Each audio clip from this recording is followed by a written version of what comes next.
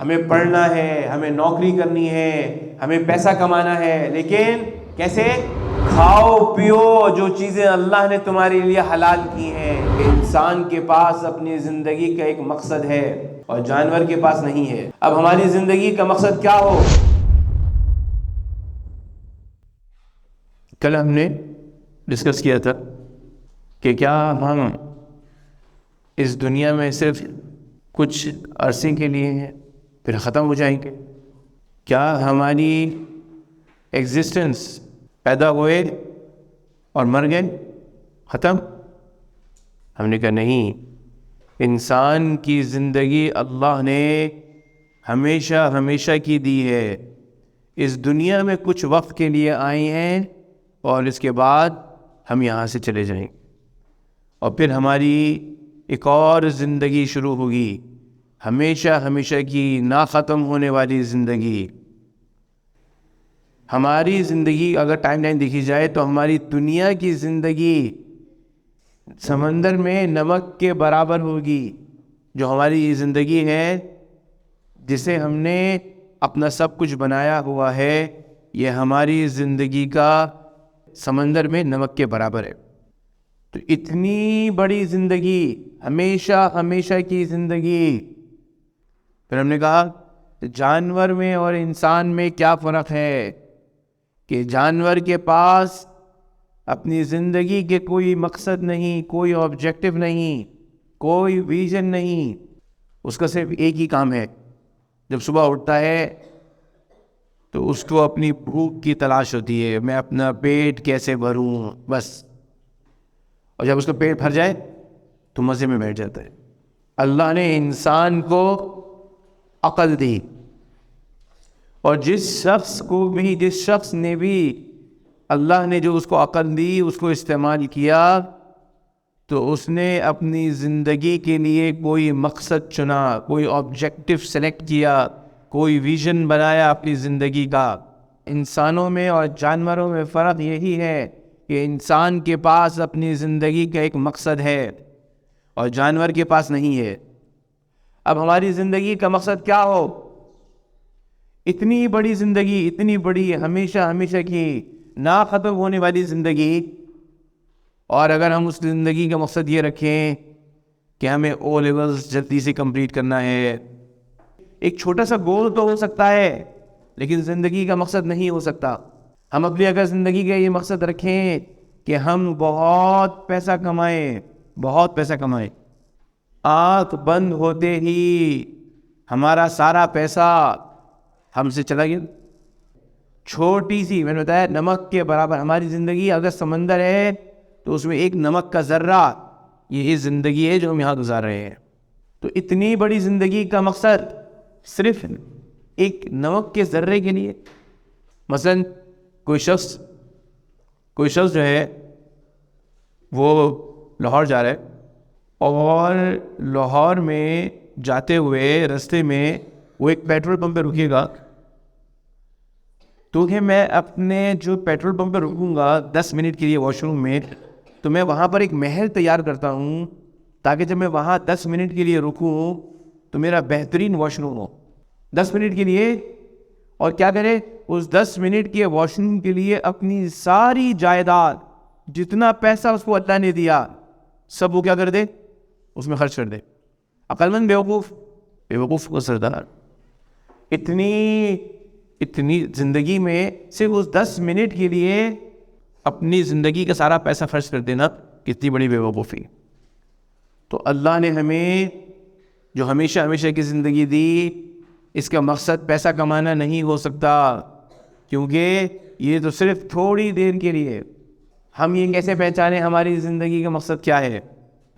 تو ہمیں تو یہ پتہ چلتا ہے کہ ہم انسان اتنا کمزور ہے کہ انسان کو یہ نہیں پتا کہ میں نے صبح کا جو ناشتہ کیا، آج ابھی اس وقت میرے پیٹ میں کون سی میری انٹسٹائن کے اندر ہے، وہ کہاں پر ہے ہمارے پیٹ میں؟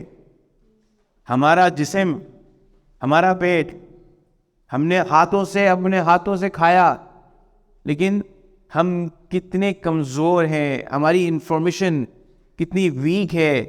تو ہم اپنی زندگی جو ہمیشہ ہمیشہ کی زندگی ہے اس کے اندر ہم کیسے اپنی زندگی کا کوئی مقصد رکھ سکتے ہیں کہ جب ہمیں اپنے پیٹ کا ہی نہیں پتہ تو ہمیں اپنی ہمیشہ ہمیشہ والی رہنے والی زندگی کا کیا مقصد پتہ ہوگا؟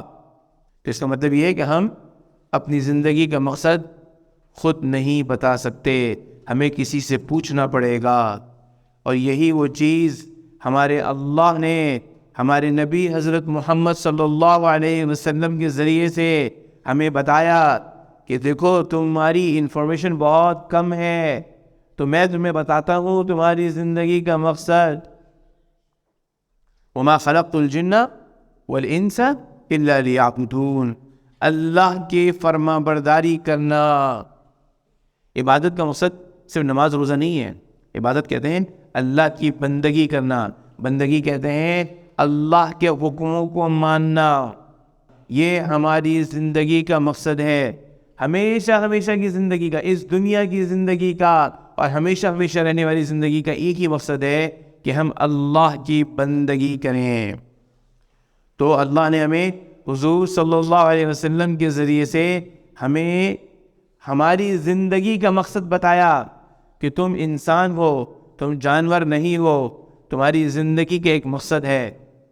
کچھ لوگ ہمیشہ ہمیشہ جنت میں رہیں گے، کچھ لوگ تھوڑی دیر جہنم میں جائیں گے اور پھر ہمیشہ ہمیشہ کے لیے جنت میں چلے جائیں گے، اور خدا نخواستہ کچھ لوگ ہمیشہ ہمیشہ ہمیشہ جہنم میں رہیں گے۔ تو انسان کی زندگی کا مقصد اللہ کی بندگی ہے، اور تو بندگی کیا ہے؟ عبادت کرتے رہیں، دنیا چھوڑ دیں، جنگل میں چلے جائیں، اللہ کی عبادت کریں، زندگی میں کچھ نہ کریں، تو کیا یہ اس کا نام بندگی ہے؟ کیا اس کا نام بندگی ہے؟ اللہ نے فرشتے بنائے کس لیے؟ عبادت کے لیے۔ اللہ نے فرشتوں میں کھانے کی ضرورت نہیں رکھی، فرشتوں کو بھوک نہیں لگتی، اور اللہ نے ان میں نفس نہیں رکھا، ان میں خواہشات نہیں رکھی۔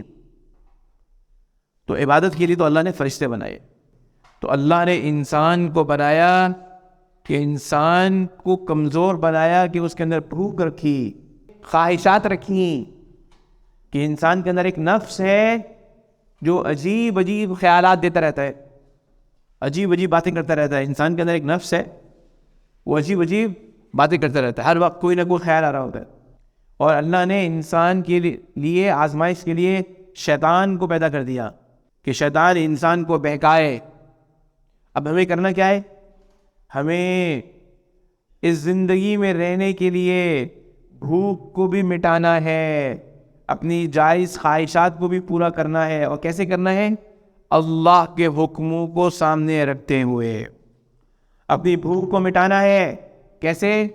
اللہ نے جو ہمیں حکم دیے ہیں ان حکموں کو سامنے رکھتے ہوئے اپنی پیٹ کی بھوک مٹانی ہے۔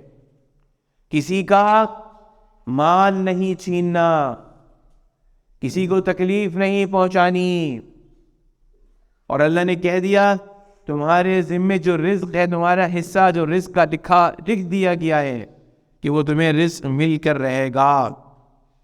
تو ہمیں یہ زندگی گزارنی ہے، ہمیں او لیولز بھی کرنا ہے، ہمیں اے لیولز بھی کرنا ہے، ہمیں پڑھنا ہے، ہمیں نوکری کرنی ہے، ہمیں پیسہ کمانا ہے، لیکن کیسے؟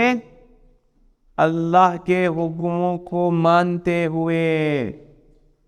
ہمیں انجوائے بھی کرنا ہے، ہمیں ریکریشن بھی کرنی ہے، ہمیں گھومنا بھی ہے، پھرنا بھی ہے، لیکن ہمارا امتحان کیا ہے کہ کیا ہم اللہ کے حکموں کو سامنے رکھتے ہوئے گھومیں گے، پھریں گے، اپنی نفس کی خواہش کو پورا کریں گے، اپنا پیٹ بھریں گے، لیکن اللہ کو ناراض نہیں کریں گے۔ یہی ہمارا امتحان ہے، یہی ہمارا زندگی کا مقصد ہے کہ کون صبح اٹھتا ہے تو اللہ کے حکم کی اتباع کرتے ہوئے فجر کی نماز کو پڑھتا ہے، کون صبح اٹھتا ہے اپنی بھوک کو مٹانے کے لیے ناشتہ کرتے وقت بسم اللہ الرحمن الرحیم پڑھتا ہے، سنت کے مطابق ہاتھ دھوتا ہے،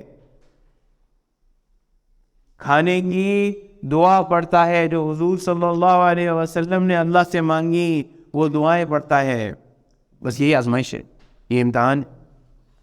نفس کہتا ہے بس اٹھو اور بھاگو پیسے کمانے کے لیے، لیکن جو مسلمان ہے اسے اپنی زندگی کا مقصد پتہ ہے، وہ ہر کام کو حضور صلی اللہ علیہ وسلم کی بتلائے ہوئے طریقے کے مطابق کرتا ہے. اور جو شخص یہ کام کرے گا وہ کامیاب ہے، ہمیشہ ہمیشہ کی زندگی میں کامیاب ہے. اسلام نہیں روکتا، اللہ نہیں روکتے کہ تم نہ پڑھو، اللہ نہیں روکتے کہ تم نہ کماؤ، اللہ نہیں روکتے، بلکہ اللہ کہتے ہیں کھاؤ پیو جو چیزیں اللہ نے تمہارے لیے حلال کی ہیں. اللہ کہتے ہیں یا ایھا الذین آمنوا کلوا من طیبات ما رزقناکم واشکروا للہ، اور اللہ کا شکر ادا کرو. یہ ہے ہماری زندگی کا مقصد. ہر کام میں اپنی نیت اچھی کرنی ہے. ہر کام کرتے وقت، آج اسکول میں بیٹھے ہیں، بار بار کہتا ہوں اپنی نیت کو اچھا کریں. کیوں بیٹھے ہیں؟ تاکہ میں زیادہ پیسے کماؤں، تاکہ میں زیادہ پڑھ لوں، تاکہ میں زیادہ کما لوں. تو یہ دین کے مطابق تو نہیں ہے، صحیح ہے، حرام بھی نہیں ہے، جائز ہے. لیکن اگر آپ یہی مقصد کر لیں کہ اللہ مجھے رزق حلال عطا فرمائے، میں اس پڑھائی کو حلال طریقے سے پیسے کمانے کا ذریعہ بنوں، اور اللہ مجھے حرام سے بچا لے، تو کیا یہ دین ہے؟ کیا یہ عبادت ہے؟ یقیناً یہ عبادت ہے. اور اللہ اگر مجھے زیادہ رزق دے تو میں اللہ کے بندوں میں تقسیم کرنے والا بنوں. حضور صلی اللہ علیہ وسلم کی ایک حدیث کا مفہوم ہے کہ ایک شخص نے یہ نیت کی کہ اللہ مجھے احد کے پہاڑ کے برابر کاش سونا دیتے تو میں لوگوں میں بانٹ دیتا. تو کیا ہوا؟ اس کو ثواب مل گیا. صرف نیت کرنے سے ہی ثواب مل گیا. اگر ہم یہ نیت کریں ابھی سے کہ اے اللہ آپ نے جو ہمیں زندگی دی ہے، اس زندگی کو انشاءاللہ ہم آپ کے حکموں کے مطابق گزاریں گے، دنیا میں بڑے بڑے کام کریں گے، علم بھی سیکھیں گے، پیسے بھی کمائیں گے، لیکن اللہ کو خوش کرنے کے لیے، اللہ کو راضی کرنے کے لیے، اللہ کے بتائے ہوئے طریقے پر چلتے ہوئے بس کامیاب زندگی گزارنی. اس دنیا میں بھی کامیاب، آخرت میں بھی کامیاب، ہمیشہ ہمیشہ کی زندگی میں کامیاب. اللہ مجھے بھی اور آپ کو بھی توفیق عطا فرمائے کہ ہماری ہمیشہ ہمیشہ کی زندگی میں ہماری زندگی کا مقصد چھوٹے مقصد نہ ہو.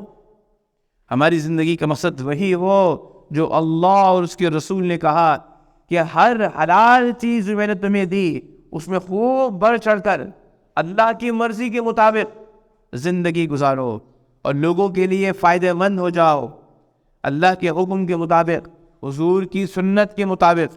اللہ ہمیں توفیق عطا فرمائے اور ہمیں ایسی زندگی عطا فرمائے.